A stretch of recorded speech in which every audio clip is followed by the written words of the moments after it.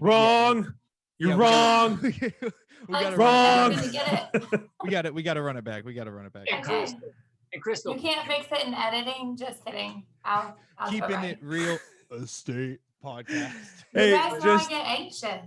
Hey, Alex, you could just freeze frame her and just come in with a state like a really low voice. That would be even better, right? I think we should do it live and get it. So keeping it real estate.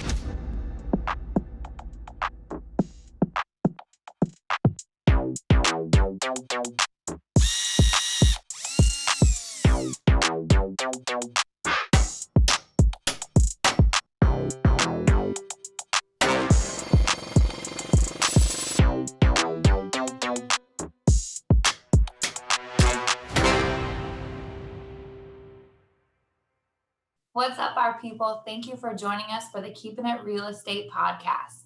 I'm Curran, your licensed title agent.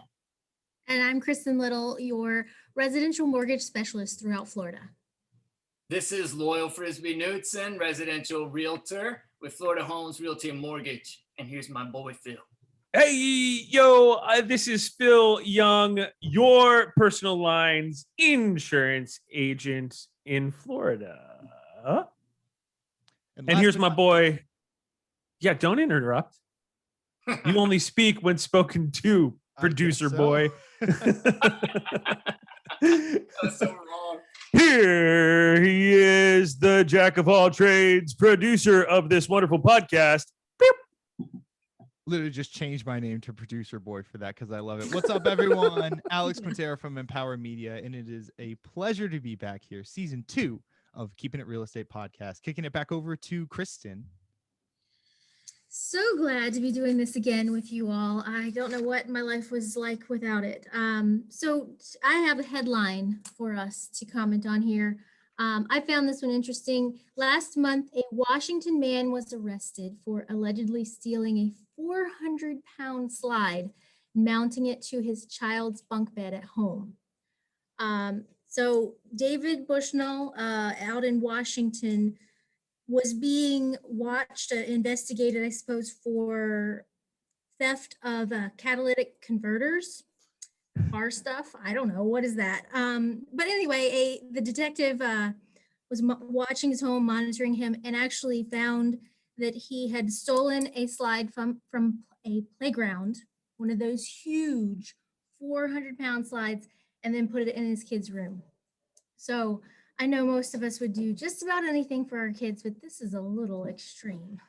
Yeah, he either had vaulted ceilings or he cut a hole in the top of his mobile home. I mean, if you see a picture of this guy, he definitely cut a home in his mobile home. How he got a 400-pound slide into his kid's room is so surprising to me. And if you look at this guy, he looks like he went down that slide one too many times. The focus of this guy is just insane. Kudos to him. A lot of drugs or alcohol were involved in the stealing of that slide. I feel like just a lot of episodes of My Name is Earl. Thank you, NBC. This was a dare. No, this had to be a dare, right? No, he just wanted his kid to slide. Now his whole life is on a 400-pound slide. Yeah, could you imagine what happens to this guy in jail right now? Like, hey, I'm in here for murder. What are you in here for? Stealing a 400-pound slide and putting it in my kid's house. Like, yeah, he's on someone's list. Yeah, I'd say for sure. Thanks, Phil. You think that came up on his insurance inspection? No, because knowing him and Washington State, they probably didn't even have insurance. The cool part about it, though, is that he just lifted a 400-pound slide. There's no question about it that he could probably just lift the mobile home on his back and move it. And I'm surprised he didn't do that. Probably. Yeah, because how are you going to sneak that across town? I mean, even across the block. I assume you don't live at the park, so... This is the kind of guy that'll turn around and tell kids that are waiting to slide it down, be like, I don't know. They just installed the invisible slides here. Go down, kid, and then watch the kids fall flat on their face and laugh at them. I feel like you know this guy. Listen, Sounds personal. Alachua County PD or Sheriff's Office, I'm sorry. That's good. All right, I have something for us this week, and it is to focus on an area of town. Some weeks for season 2, it will be to focus on an area of the county or a different city. But today it is part of Gainesville known as the Duck Pond. And now I have coined a new term that is Duck Pondish, because the Duck Pond is a very small, I was going to say exclusive, but that's not in a bad way. It's a lot of people want it and it's hard to get it. The inventory is low. And the area is only from about 1 block north of University Avenue, so First Avenue, to 8th Avenue, and now maybe a couple blocks north of that to 12th. Like, those are classic looking homes. And west from Main Street through east as Northeast 9th Street. That's Duck Pond. There is an actual designation in our MLS for that neighborhood. That is a neighborhood. Duck Pondish is all the folks who can't get in to Duck Pond, because Duck Pond is like retirees, professors, directors of departments at UF, you know, a couple, and both of them have giant jobs, you know, things like that. Yes, that. So anyways, young professionals want to live in Duck Pond a lot. So the area around the Duck Pond is now expanded all the way up to Northwest 39th Avenue and all the way east over to Waldo Road. Wow, that's quite a bit of area. It's like Duck Pond Fringe. Mm-hmm. Wait, you would consider me Duck Pond Fringe then, wouldn't you, Loyal? Well, no, because you're past Main Street. I was like, no. No, you're not. So No. I just have to take that back, not throwing out the money. I'm taking it back. So I wanted to kind of jump in here and talk a little bit about the Duck Pond, not so much the Duck Pond-ish area, but the Duck Pond itself. As an insurance agent, that is a pretty difficult area. A lot of those homes in there are old. Most of them are updated, but if you were to buy a home in there, expect to invest a little bit of money in it. You're going to need a 4-point inspection. And then a lot of those homes only fit into a certain market. Some of them in there even have an open foundation, like a crawl space area, which is a huge no-no for some insurance companies. So Phil, what do you mean by a different market? So if you, like an independent agent like I am, we have 35 different homeowners companies that, depending on the characteristics of your home, that can condense what market and what company is going to want to write you. Right. Okay. So less choices. Lots of less choices. Does that even make sense? I don't even, words. I need In a a drink. cool way it does. Mm-hmm. So anything from you ladies about the Duck Pond-ish area? We've actually done quite a bit of financing for homes in that area, and a lot of those homes are very nicely updated, and we haven't had any trouble getting the financing done. I'd say the key part of my transaction is making sure that you have a good appraiser that goes in, looks at the home, and knows what they're looking at.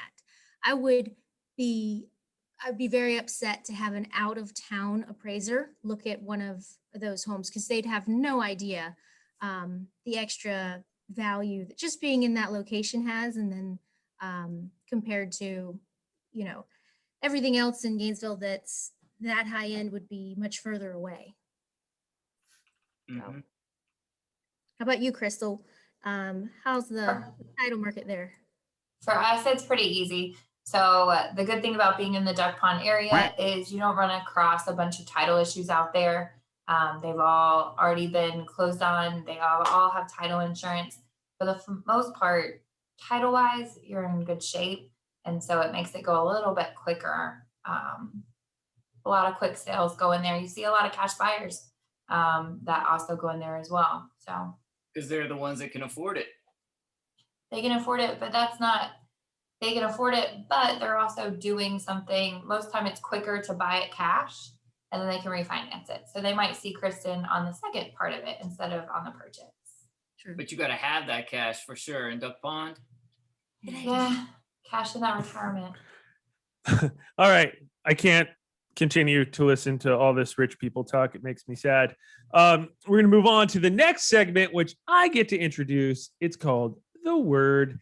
And so our word of the day today is a word that I don't get to use too often. And it's actually a phrase. It's clear to close. I know Kristen and Loyal love this word. So go on ahead. Clear to close is the penultimate. This is what everybody is waiting for. Clear to close, and my side, it means the underwriter is done. They've reviewed everything, checked all the boxes. You're good to move the file into closing. Plan for closing. Get all your numbers squared away. And I know I love making this phone call, or at least this text to Loyal, letting him know file is clear to close. Yeah, it's, whether I'm representing the sellers or the buyers, clear to close are the magic words that make everyone pleased. What that means is we have endured the process. On the buyer side, there's a lot more involved once we're under contract. But on the seller side, we began before we went under contract. We had lots of discussions. We filled out lots of forms. We determined a price, took the pictures, edited the pictures, staged it, decided, and then you do the work to actually put the listing in, arrange open houses, whatever. All that stuff is from the sellers beforehand, but it all leads to the buyer, the lender, the title agent, and the insurer to be squared away so that the underwriter of the lender company, or in the case of cash, Crystal with the title company, says, we're ready to go. We are clear to close. And then happens the closing where the documents are signed and the money exchanges hands along with the keys exchanging hands. So for us, clear to close is a stressful time. So that's when we get tagged back in to hurry, hurry, hurry, because when everybody hears clear to close, they hear dollar signs. They're like, oh yes, it's time to get paid. And the buyer's like, I want to get my check right now. So clear to close means that the lender is ready to go. And that's when they actually tag me back in and start coordinating your closing disclosure and going over the numbers and making sure everything's right. And we start working on the actual closing documents. Generally, most of your good lenders have that done 3 days prior to closing. Some lenders have it the same day. So it is a little bit of a stressful period on our side, but it's always good news. Clear to close is never bad news. Right. Alex, what does clear to close mean to you, Alex? Well, I'm just absorbing all the knowledge. Like I said, clear to close to me means that we are good to go, but apparently that is not necessarily the case all the time, right? No, I think it was is. from the serving days when you had the late shift and the boss would be like, we're clear to close. And you start closing the restaurant. Oh, geez. By that point, I'm so concerned about just packing up my own DJ gear and all the speakers and everything that I'm ready to get out of. Yeah, clear to close to me means I'm ready to get in the car and go home for sure. Alex actually never heard the words clear to close because he has this constant stuck in his head and he doesn't really hear much after that. And then by the end of the night, you got the tinnitus going on too. So all I hear is a slight ee. Whoa. Speaking of that, did you guys hear that sound? Wait, what? Yeah, the sound. You know what that means? I do. It's the wheel of unfortunate selection. So we changed the rules a little bit this time round. We have added a couple other things onto here. So you will see whammies and Oompa Loompas. I'm still kind of confused as to what's going to happen if this lands on it. So let's give it a whirl. I've got a perfect puzzle for you. Kitty is this week's winner. Oh, I don't know. This feels like a punishment, but all right. My task is to introduce our main topic today. And that's an interesting question here. Why Gainesville? Why do people move here? Why do people want to live here in Gainesville? So I actually think, Loyal, I'd like to have you introduce this a little bit just to see where your head's at with all of this. For sure. When I am working with buyers, I mean, because sellers already chose to be here, right? When I'm working with buyers, sometimes it's for a giant job. One of the four big employers. So there's the hospital systems, which is UF Health, North Florida, VA, then there's UF and Santa Fe College, and then there's the tech hub downtown, which is now expanding all the way out to the San Francisco stuff. So that's a booming part. And then the fourth part is everyone who's here employed by the college football team solely. I'm kidding. I wish that I had a big segment of customers that work for the football team, because that would be rad and they'd give me special access. And why Gainesville, other than that, is we're unique. There's no place like it in the state of Florida, for sure. And I can attest to that because I'm from a small town called Bartow. It's in the middle of the state, right next to Lakeland and Winter Haven, Legoland. It's all right there. And when I came here in 1996, the weather was colder. The leaves changed colors. When I drove, there are hills. If you ride your bike, you'll really discover there are hills. Like that giant one, you guys know the giant one? I believe it's Hull, that leads down to the backside of Shands. Go down your bike on that one. Woo! You want to live? It's like skydiving, but risking your life a lot closer to the ground. When I was still in college, I drove a scooter, and I remember going up the whole road. I discovered it was a hill because I literally had to get off my scooter and push it up the hill because it didn't have enough horsepower or whatever to get it by itself. Yeah. And in the middle of June, I realized real quick that Gainesville, Central Florida, does have some hills. Yeah. Phil, why Gainesville? You live here. I do live here. I want to kind of touch on the insurance aspect of it first, because that's why we're here, right? Insurance in Gainesville is a lot more, I want to say affordable. Let's say cost effective, the easy salesy term, right? Cost effective than a lot of other parts in the state. So my office has 2 locations, but we can write throughout the rest of the state. And because Gainesville's kind of right smack in the north central part of Florida, the premium amounts are not, they're so far below the average of the state that it's pretty awesome. Something that a lot of people don't realize either is that there are 2 huge insurance companies that are headquartered in Gainesville. And there's a reason why. Don't ask me why, because I don't know, but they wouldn't pick this spot because of that. And, you want to get into like weather history and such like that. Like, claims aren't too crazy here. Like every once in a while, you'll get an oak tree that just falls on someone's house, but really it's nothing too wild. The reason why I moved here and why I stayed here is just the culture. I absolutely love the culture here in Gainesville. And I'm not talking about like, oh, everyone's so nice. Like I walk down the street and can say hi to my neighbor. It's more of like, I'm a theater guy. And this is one of the best places to be for theater, for film, for music. Music has its own history here in Gainesville, and being able to see that from a grassroots perspective is pretty awesome. I'm going to piggyback off of yours since you were being all learning is caring. So So Gainesville has the best of all the worlds, right? So we're centrally located. So we are just an hour and a half away from the beach. We are 30 minutes from the springs or the rivers. So we don't have any of those insurance problems, even from the title standpoint, where you don't own part of your land because it's underwater, or it could be underwater if a big storm comes. So Gainesville kind of has access to everything. They've got the museums, they have the university, which is what we see a lot of students and families buy homes while their kids are going through college. So we see a lot of turnover on housing there.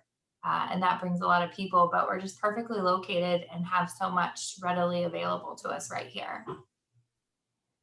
Yeah, I agree with you, Crystal. I mean, we are close to just about everything without having like the extra cost of being at the beach, or the inconvenience of being a huge town like Jacksonville or Orlando, or, we have access to all of those pretty reasonably, and, good weather. It's always a nice plus too, right? And what Kristen's not saying is, I get to work for a former Florida Gator athlete. Which is pretty much celebrity status over here, because celebrity status. Gainesville, we Kristen love walks all our in and college she's athletes. like, I work for this person, and then just drape her in all of this free stuff. It's That amazing. doesn't happen. When I came for this job, okay? Don't tell him that. I did tell him that. He's like, you're immediately hired. You will learn who I am. Here, have a signed playing card. The only person we have to ask is Alex. Alex, why Gainesville? Well, so a little bit about my story, maybe for people. Oh, geez. Do we have time for this? Here we go. It's going to be Aren't we a 90-minute recording podcast episode. No, I'm playing. Keep it brief. I was a student here 2013, graduated 2017, and I'm still here in 2021. So obviously I love Gainesville. I told myself I was only going to stay for like a year, and here we are. So for me, what captured, and like Phil, you talked about a little bit with the culture, but everyone just kind of seems to have like something extra going on in Gainesville. Like whether it's someone I am networking with in like the business group or something, or just even like a musician I meet, everyone always has like so many different aspects, interesting aspects of their life going on. And I think that there's something about the town that draws that amount of people there. So I love it. I'm all in. Obviously 8 years later, we're still here. So, but Yeah, sorry, it's eclectic, and Gainesville loves weird. So Gainesville does love weird. I think you just came up with Gainesville's new saying, like, come to Gainesville. We're so extra. some parts, extra yeah. in a bad way. Just We do the most, but we do the best, I think, too. I have the best words. I got a question real quick, just to kind of sum it up. Like, what would you guys all say is the number one reason you see in your industries people move to Gainesville, or they want to end up being here? Just real quick. That's really easy. Yeah, University of Florida. Hands down, University of Florida. either Go education Gators. or job, one or the other. Yeah. Mm-hmm. I And think sinkholes. Across the board. And sinkholes. They love sinkholes. Nobody. we don't loves have that. that. That's the first time I said sinkhole. What, Is that our secret word? Yeah. You said you're gonna Sinkhole. rap because that's our secret word. That's what you said. That Phil has to do it, right? Nope. We scrapped that after one episode. That was a one episode trial and done. Yeah, I remember. Luckily, no one got it. All right, so I want to say that it's time for my favorite segment, the one I specialize in every single day of my life, dad jokes. Wah, wah, wah. The sour ones. All right, so if you don't mind, I'll start it up. All right. A guy was walking down the street, and as he approached closer down, he could see there was something on the ground. He goes, "Ooh, that looks like poop." And so as he walked and he got closer to it, he finally arrived to it, and he leaned down and he smelled it. He goes, "Smells like poop." And then he goes, touches it, and he goes, "It feels like poop." And then he tastes it. Yep, that's poop. Good thing I didn't step in it. Ew. I just That's Goodness definitely a gracious, dad Lord. joke. Girls hate poop. Loyal, wanna is this talk about is this the second or third episode now with a dad joke surrounding toilet humor with you? Probably. wait, hold on. What episode are we on? Isn't this 7? I'm gonna say 7. 7 episodes. This is the 7th episode that had Loyal talk about poop. And I just want you to know, I have 2 categories of jokes. One of them are funny jokes that are explicitly funny. That are I'm actually waiting for those. well, and the other one's dad jokes. And what's this segment called? Phil with 1 L. Dad jokes can be funny. In fact, did you hear about the semicolon that got arrested? No. He got back-to-back sentences.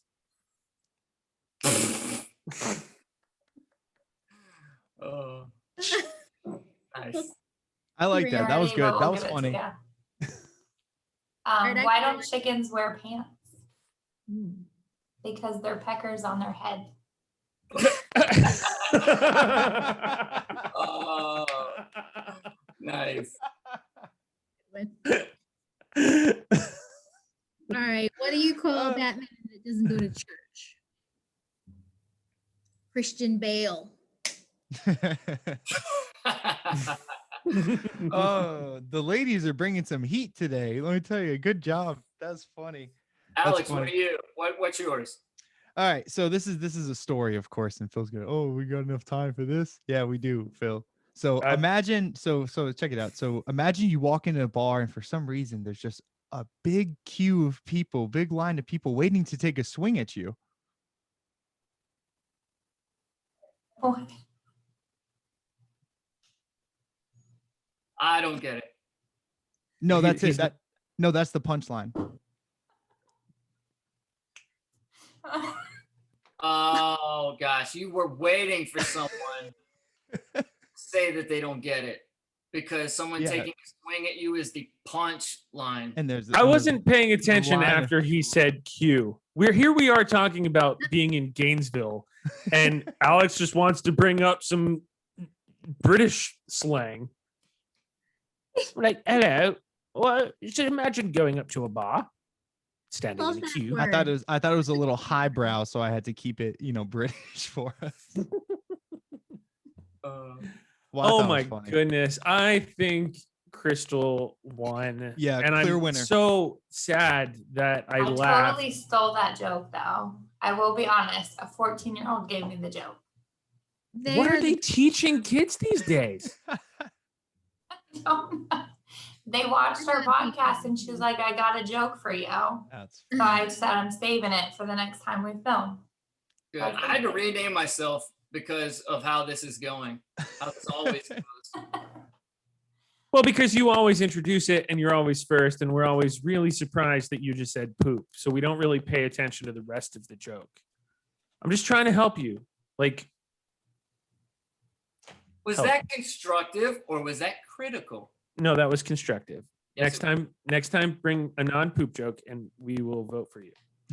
Well, how about let's change the subject? So what's Perfect. up, my people? Anything good going on in your lives right now? Anything Yes. new? Yep. Work-wise, the market is flying, and your boy Loyal is getting contracts. They never come one at a time. It's always 2 a night at night because negotiations have happened during the day, one day, and then the seller's thinking about it during the next day and seeing if there are going to be any other offers, and then the decisions are made at like 5 or later, and then you're cooking dinner with the kids. Anyways, but that rules. That is awesome. And fun-wise, I used to play music. The music scene was a huge deal, like Phil said. And I used to play music a lot.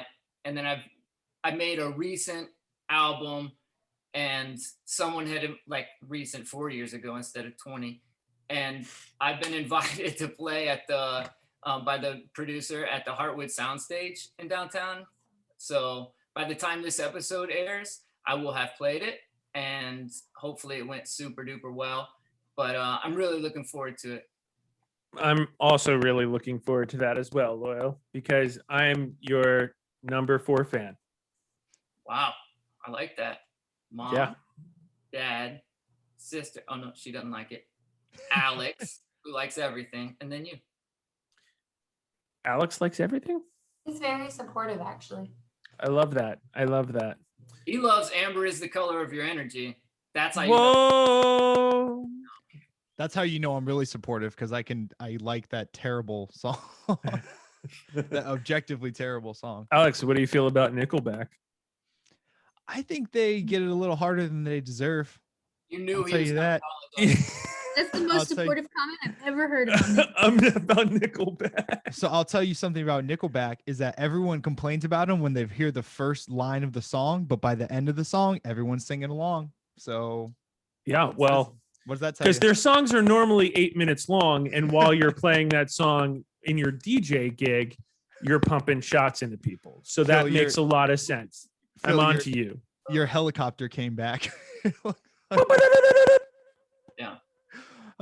We are Well, I fighting. have an announcement. I have a what's up this week. So at this moment, they'll be here before this plays, but at this moment, my stepson is driving across the country from Washington, moving back here to Florida. So we haven't seen him in about 2 years. So I'm very excited to have them home soon. That's Nice. exciting. That's great. That is awesome. All that. Crystal, you want to go?